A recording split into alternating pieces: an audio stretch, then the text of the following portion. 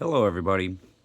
Tonight we're going to be featuring some hedgehog mushrooms, and we will be making Gołąbki's kolczakiem, which is a cabbage roll that we're going to be using with these fantastic little mushroom treats we have in autumn. Now before we get into the kitchen and start making our dish tonight, I'd like to go over a few identification characteristics while you're in the field. So here we found our flush of hedgehog mushrooms. Rather dull on the cap, really firm too. Now, what makes these unique in hedgehogs is that if you flip them over, the gills are actually spines. They're little teeth on the bottom, giving it that little piney appearance that a hedgehog might have. Here our flush, we can see we have a lot of these going on. Now, one thing that I like to note with these is its color. Also, we want to note its size. We do have a few large ones, but really these are kind of small. Most of them are small. As we flip them over, we can see the teeth on all of them.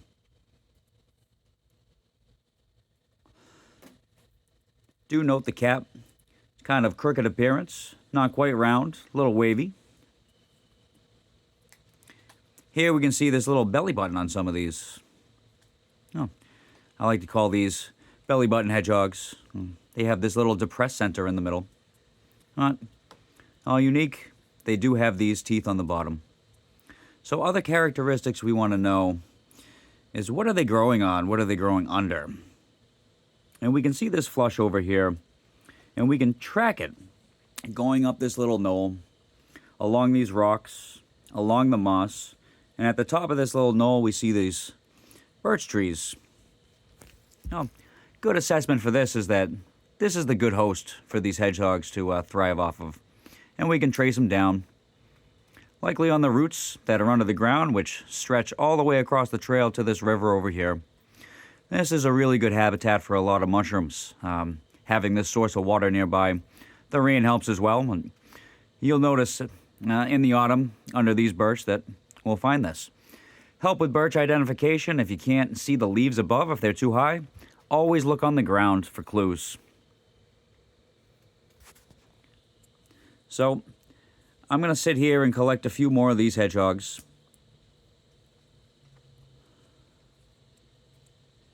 And then we'll take them back to the kitchen and get going.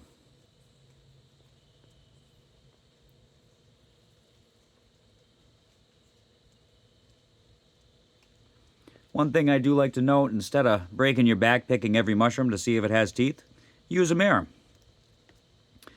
This concludes our identification bit for this recipe. And now we're going to take these off into the kitchen. First thing we want to do is clean them. Now here I got a strainer ready to go. I got my hedgehogs. I have the water dripping just a little bit. So here we've cleaned them pretty good in the field and cut the bases off. We still want to rinse off all the dirt. Any dirt that's stuck on the cap, you can take your thumbnail and fingernails and kind of scrape them away. Also along the stem, we really want to reserve as much of these mushrooms as possible. They can be rather delicate while you're handling them.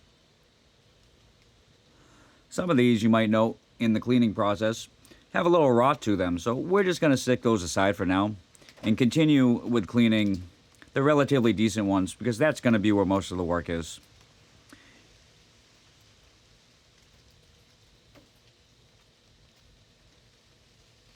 Here we can see just a quick brush with your thumbnail gets the dirt off the stem pretty good. And we get all the dirt off. We inspect the teeth. Looks good. So we get ready to go. So another thing I wanted to note on these, a lot of times you have the teeth get really dirty. This happens a lot when it rains. The rain hits the ground and knocks the dirt back up into the gills, or the teeth in this matter. And here are those rotten ones that we saw on the side. Well, we can only see that it's half rotten. So we'd rather just take a knife, cut off the unsavory pieces, and see what we can salvage. For this recipe, we can use whole, we can use chopped. Anything that's unsavory, we discard. Anything that's questionable, we discard. Sliver off a little bit. Check the inside of the flesh. There's a little bug damage on that, so I'm going to slice off just a little bit more. And there we have a nice clean mushroom. So to start this part of the recipe and process, I heated a pan with some vegetable oil. I'm going to start my onions. Once your onions start getting brown, you'll notice along the edge, give them a little stir, and this is when we want to throw our clean hedgehogs in. Throw them all in at once.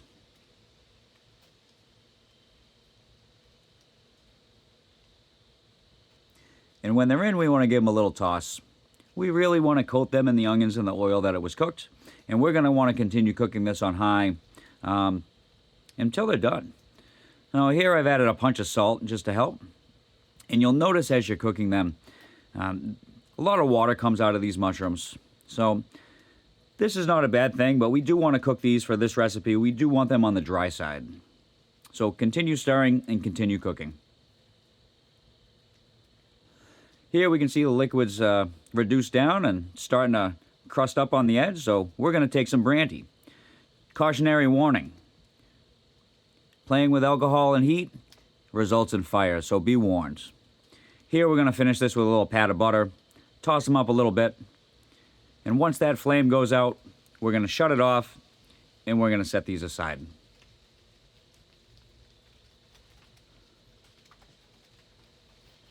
So back to the ingredients for everything in this dish. We'll start with a head of green cabbage, a stalk of celery, an onion. I have a red bell pepper here, a couple eggs. We have our hedgehogs, which we've previously cooked with the onions. We have porcini, which is dry. We have tomatoes. I'm using canned diced tomatoes here.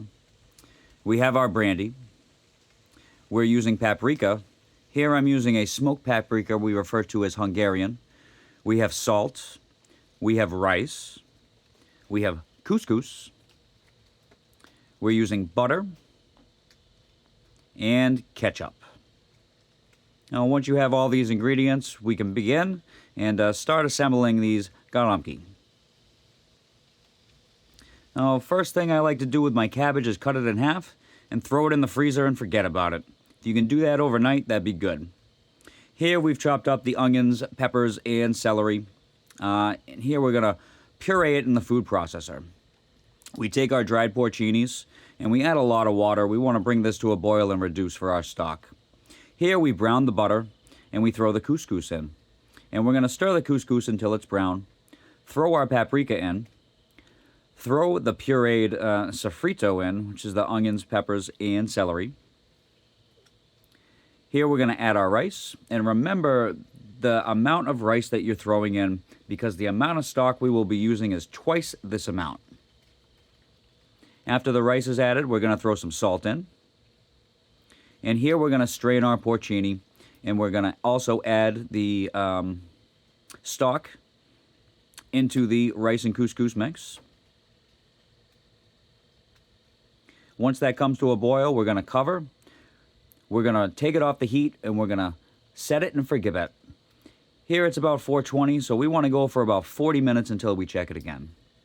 In the meantime, our cabbage is froze overnight and we're going to take it out for processing. We do want to let this defrost a little bit before we begin. Here we can see the process of the leaves freezing. They're not crumbly as they were raw, very pliable, so these will be nice to work with once we take it out of the freezer. Here I'm cutting out the core. And then once that's removed, you can just peel the leaves off one by one. Here we're going to separate them and set them up and count them. Now we want to prefer the larger leaves, but it's okay to piece together a lot of small ones. Once you get to the center where they're really small, we're going to set this aside, give it a little bit of a chop, and that's going to be added to the mix. Here we have our cabbage separated. And when our rice is done, we want to put it on a thin platform and cool it in the fridge. Once the rice mixture is cool, we're going to add our cooked hedgehog mushrooms, our porcini, which we've cleaned and diced from the stalk, our chopped cabbage, the rice mixture, the eggs, and also a dash of ketchup. So back to the diced tomatoes, we're going to take the juice and we're going to line the pans and also sprinkle a little salt in. Once that's done, we can roll up our gołąbkis. Now here, I kind of match the amount of cups that I have of cabbage with the amount of rice that I have. Once those are in the pan, we'll throw the rest of the diced tomatoes in. And we're going to throw the rest of the excess stock. We're also going to slob on some ketchup before we throw it in the oven. We're going to cover these and cook these in a hot oven for about 40 minutes.